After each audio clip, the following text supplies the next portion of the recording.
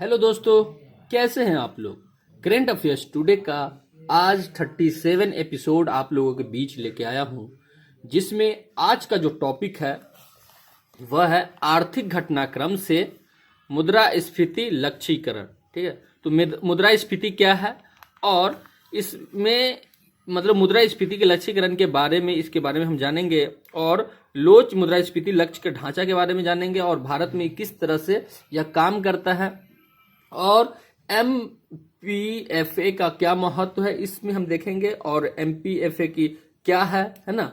और जो मौद्रिक नीति फ्रेमवर्क समझौता है इसमें क्या क्या पहलू है, ये सभी चीज हम इसमें आज देखेंगे और एसडीएफ की आवश्यकता क्यों है, इन सभी बातों को आज हम आज के टॉपिक में देखेंगे। सीपीआई क्या है, एफआईटी। ठीक है, तो दोस्तों तो वीडियो में बने रहे। आपको पता होना चाहिए कि यह वीडियो आप लोगों के लिए क्यों लेके आ रहे हैं, क्योंकि यह सभी के पास उपलब्ध नहीं हो पाता है। जो दृष्टि का टीम है उसी के पास यह रहता है या और मार्केट में नॉट फॉर सेल है ये, तो मार्केट में भी शायद नहीं मिल पाएगा क्योंकि नॉट फॉर सेल है। ठीक है, तो इसलिए हम चाहते हैं कि उन सभी जरूरतमंद छात्रों तक पहुंचे वीडियो के माध्यम से जिससे ये इसकी जरूरत हो। ठीक है, तो चलते हैं टॉपिक पे। आप की चर्चा में क्यों, तो भारतीय रिजर्व बैंक आरबीआई ने पहली बार मौद्रिक नीति समिति मॉनेटरी पॉलिसी कमेटी एमपीसी की बैठक आयोजित की, जिसमें मुद्रास्फीति लक्ष्यीकरण से चूक जाने से संबंधित मुद्दे पर चर्चा की गई। ठीक है, तो यह चर्चा में है, तो उसके बाद हम देखेंगे इसके प्रमुख बिंदु और कई सारे मुद्दे। तो इसको और अच्छे से बेहतर से समझने के लिए जो इसे संभावित प्रश्न है उसको देख लेंगे तो इस टॉपिक को समझने में और आसानी हो जाएगा। तो क्वेश्चन ये है कि मुद्रास्फीति लक्ष्यीकरण इन्फ्लेशन टारगेटिंग से आप क्या समझते हैं। ठीक है, तो पहला क्वेश्चन समझ में आ गया कि मुद्रास्फीति लक्ष्यीकरण से आप क्या समझते हैं। मुद्रास्फीति लक्ष्यीकरण के लिए मौद्रिक नीति फ्रेमवर्क समझौता एमपीएफए की भूमिका का उल्लेख करते हुए मुद्रास्फीति हेतु स्टैंडिंग डिपॉजिट फैसिलिटी एसडीएफ, आपको पता होना चाहिए एसडीएफ के बारे में। ठीक है, या आपको अगर आप इकोनॉमिक्स पढ़ते हैं तो आपको इन सभी बातों को जानकारी ही होगा। ठीक है, यहाँ से आप रिविजन कर सकते हैं। और इसमें अगर आप नहीं पहली दफा देख रहे हैं इस टॉपिक को, तो जरूर इसको अच्छे से देखने की कोशिश करें और शॉर्ट नोट बनाने की जरूर कोशिश करें। तो चलते हैं टॉपिक को, अब प्रमुख बिंदु इसमें क्या क्या है इन सभी बातों को देखते हैं, ध्यान से देखें। तो भारतीय रिजर्व बैंक आरबीआई जनवरी 2022 से शुरू लगातार तिमाहियों में खुदरा मुद्रास्फीति दर को 6% से नीचे रखने में विफल रहने पर सरकार के समक्ष एक रिपोर्ट प्रस्तुत करेगा। ठीक है, अगला पॉइंट है कि इस रिपोर्ट में आरबीआई को सुधारात्मक कार्रवाइयों का उल्लेख करना होगा, साथ ही उस अनुमानित समय सीमा के बारे में भी बताना होगा जिसके भीतर मुद्रास्फीति लक्ष्य हासिल किया जाएगा। उसके बाद है कि मुद्रास्फीति लक्ष्यीकरण इन्फ्लेशन टारगेटिंग के बारे में क्या है, इन सभी बातों को जानते हैं। तो जिसमें पहला पॉइंट है कि मुद्रास्फीति लक्ष्यीकरण का अर्थ है कि एक विशेष समय सीमा के भीतर मुद्रास्फीति को लक्षित स्तर पर लाना। जो लक्ष्य निर्धारित किया जाता है उसको एक विशेष समय सीमा के अंतर्गत उस सीमा तक लेके जाना है ना, वही क्या कहलाता है, मुद्रास्फीति लक्ष्यीकरण कहलाता है। आरबीआई ने वर्ष 2015 में मौद्रिक नीति फ्रेमवर्क समझौता एमपीएफए ठीक है पर हस्ताक्षर किए थे। इसी के बाद इसने लोचशील मुद्रास्फीति लक्ष्यीकरण एफआईटी को अपनाया था। अगला पॉइंट है कि भारतीय रिजर्व बैंक अधिनियम 1934 की धारा 45 जेड यह प्रावधान करती है कि केंद्र सरकार आरबीआई के परामर्श से मुद्रास्फीति लक्ष्य निर्धारित करेगी। यह निर्धारण उपभोक्ता मूल्य सूचकांक सीपीआई ठीक है के संदर्भ में प्रत्येक 5 वर्षों में एक बार किया जाएगा। आप सीपीआई के फुल फॉर्म जानना चाहते हैं तो इसका होता है कंज्यूमर प्राइस इंडेक्स। ठीक है, और अगला इसमें इसी में पॉइंट देखते हैं कि वर्तमान में 5 वर्ष की अवधि वर्ष 2021 से वर्ष 2026 के लिए निर्धारित की गई है। इसके जिसे 15वां वित्त आयोग था ना, उसी ने निर्धारित किया है। इसके तहत मुद्रास्फीति लक्ष्य 4% यानी अधिकतम 6% और न्यूनतम 2% के सहनीय स्तर के साथ निर्धारित किया गया है। ठीक है, यानी जो मैक्सिमम होना चाहिए 6% और मिनिमम जो है 2% के बीच में रहना चाहिए। ठीक है दोस्तों,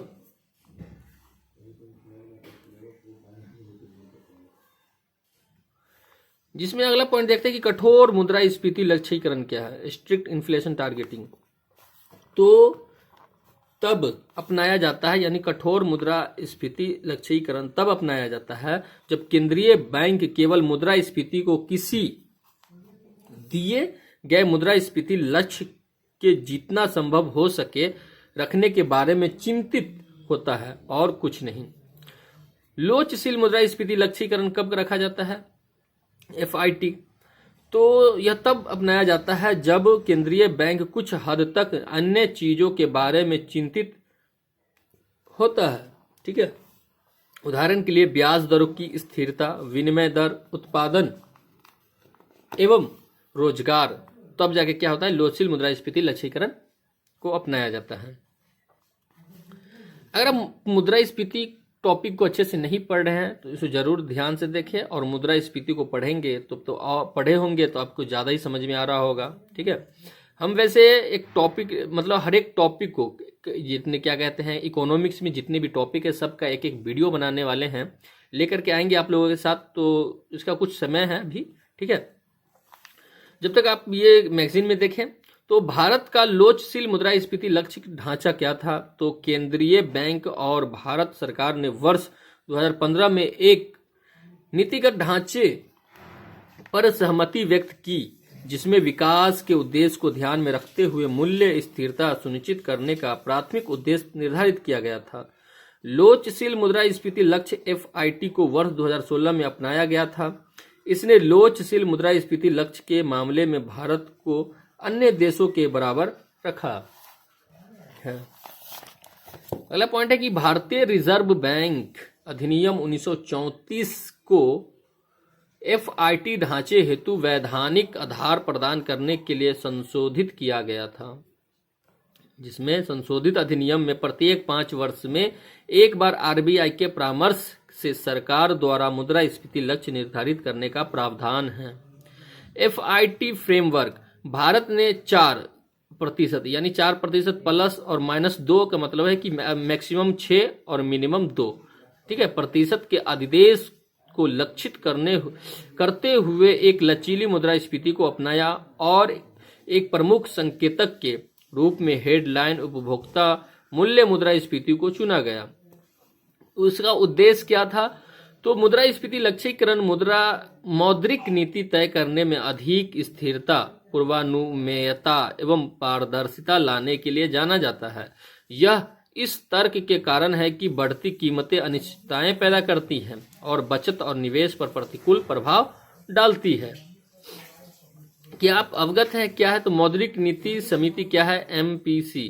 तो संशोधित 2016 में है ना RBI अधिनियम 1934 की धारा 45 ZB के तहत केंद्र सरकार को 6 सदस्यीय मौद्रिक नीति समिति MPC का गठन करने का अधिकार है, जिसमें है कि धारा 45 ZB में कहा गया है कि मौद्रिक नीति समिति मुद्रास्फीति लक्ष्य को प्राप्त करने के लिए आवश्यक नीति दर निर्धारित करेगी।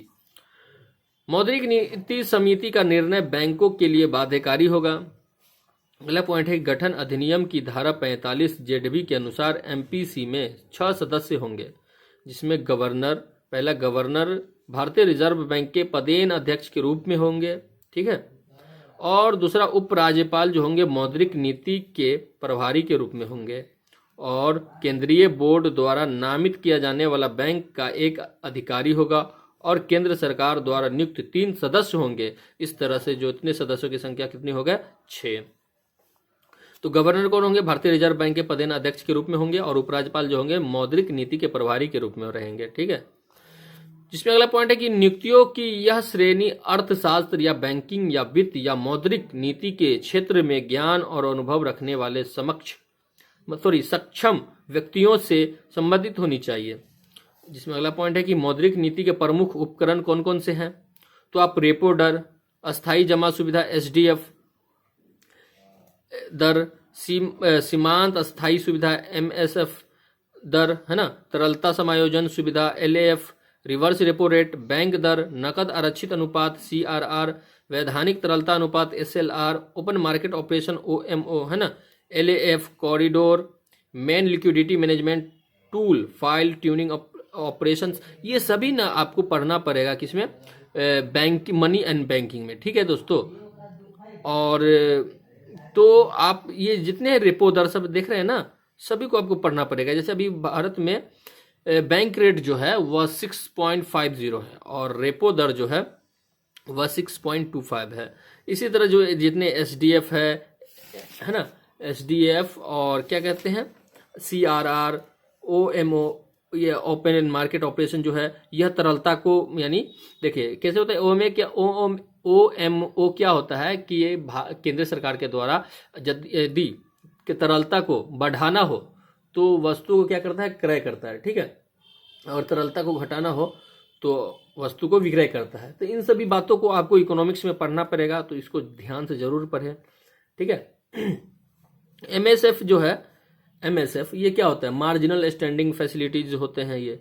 ठीक है, तो यह मतलब रिजर्व बैंक द्वारा इसे मई 2011 में शुरू किया गया था और इसके अंतर्गत जो है वाणिज्यिक बैंक जो NDTL जो net demand and timing liabilities, ठीक है, कि 2% तक ओवरनाइट के लिए यह धन उधार ले सकता है। तो मतलब वर्तमान में अभी जो होते हैं ना कि MSF जो है बैंक रेट के ही बराबर रखा गया है, यानी 6.50 इसके भी है। ठीक है, तो इस तरह से ये सभी बातों को आपको इस टॉपिक में पढ़ना पड़ेगा, तो आप अच्छे से जरूर पढ़ लेना। ठीक है, पढ़ लीजिएगा। वैसे आपको ये मैगजीन में उतना हम नहीं बता सकते क्योंकि टाइम लिमिट है, मतलब ज़्यादा नहीं बना सकते हैं, ज़्यादा वीडियो है ना। कि मौद्रिक नीति फ्रेमवर्क समझौता MPFA क्या है, तो वर्ष 2015 में भारत सरकार और भारतीय रिजर्व बैंक ने एक मौद्रिक नीति फ्रेमवर्क समझौते पर हस्ताक्षर किए। नई मौद्रिक नीति ढांचा RBI के डिप्टी गवर्नर उर्जित पटेल की अध्यक्षता वाली एक समिति की सिफारिशों के बाद अपनाया गया था, जिसका उद्देश्य था कि मौद्रिक नीति ढांचे का उद्देश्य मुख्य रूप से विकास के उद्देश्य को ध्यान में रखते हुए मूल्य स्थिरता बनाए रखना है। ठीक है, मूल्य स्थिरता को क्या रखना है, बनाए रखना है।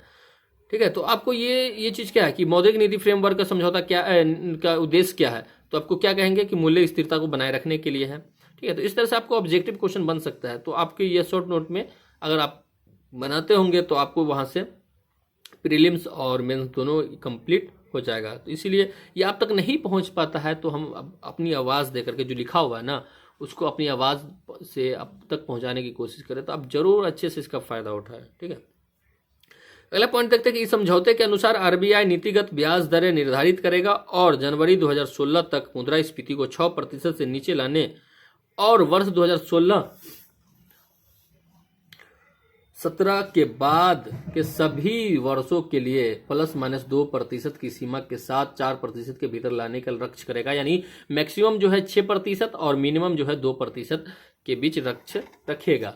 ठीक है,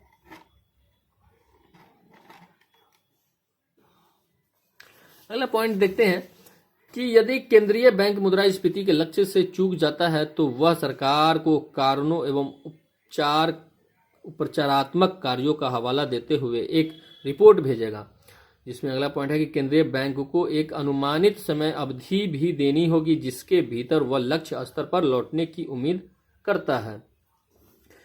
MPFA का महत्व क्या है, तो हालांकि यह समझौता RBI गवर्नर को मुद्रास्फीति लक्ष्य को प्राप्त करने के लिए मौद्रिक नीति उपायों पर निर्णय लेने के लिए स्वायत्तता प्रदान करता है। यदि लक्ष्य कुछ समय के लिए चूक जाता है तो इसके लिए RBI को केंद्र सरकार को एक रिपोर्ट देने की भी आवश्यकता होती है। इस प्रकार यह स्वायत्तता एवं जवाबदेही के बीच एक अच्छा संतुलन है, जिसमें अगला पॉइंट है कि विश्व भर में केंद्रीय बैंक मौद्रिक नीति के प्रबंधन के लिए मुद्रास्फीति लक्ष्य आधारित मानदंड की ओर बढ़ रहे हैं। MPFA उस दिशा में एक महत्वपूर्ण कदम है।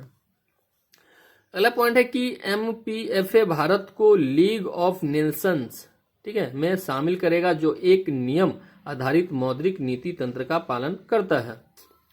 अगला पॉइंट है कि मुद्रास्फीति एवं स्टैंडिंग डिपॉजिट फैसिलिटी एसडीएफ की आवश्यकता क्यों है। तो एसडीएफ बिना किसी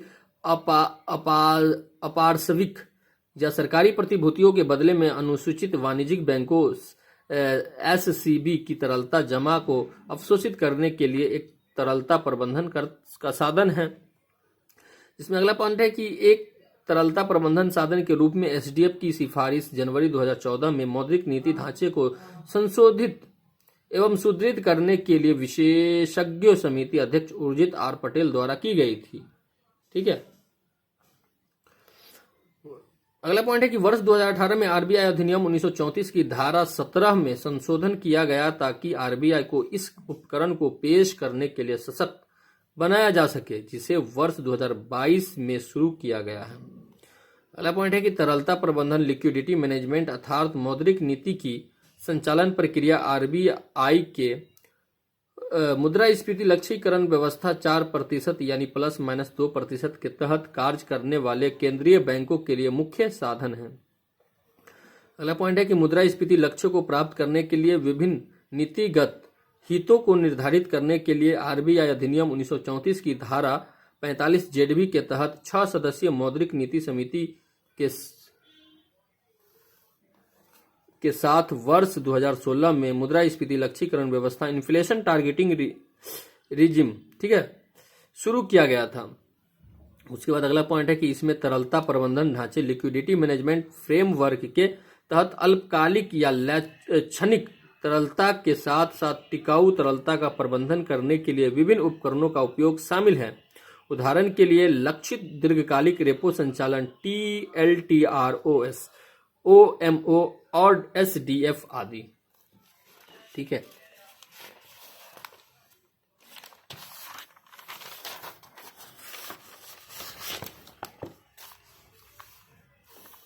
आगे की राह क्या है तो ये देख लेते हैं कि एक खुली अर्थव्यवस्था में मौद्रिक नीति के संचालन में विदेशी मुद्रा भंडारण और संबंध तरलता प्रबंधन प्रमुख है। पूंजी प्रवाह में वृद्धि से निपटने के लिए आरबीआई की संक्रमण क्षमता को बढ़ाने की आवश्यकता है। अगला पॉइंट है कि मूल्य स्थिरता पर एफआईटी का प्राथमिक ध्यान पूंजी खाते के और उदारीकरण और भारतीय रुपए के संभावित अंतर्राष्ट्रीयकरण के लिए अच्छा है। तो इस तरह से ये टॉपिक हम यहाँ पे कंप्लीट हुआ। तो और क्वेश्चन हमने पहले देख चुके हैं, तो कैसा लगा हमें कमेंट करके जरूर बताया। दोस्तों आप अच्छे से जरूर टॉपिक को ध्यान से देखें, जिससे आपका फायदा होगा। ठीक है, तो आज के लिए इतना ही, मिलते हैं नेक्स्ट एपिसोड में। जय हिंद।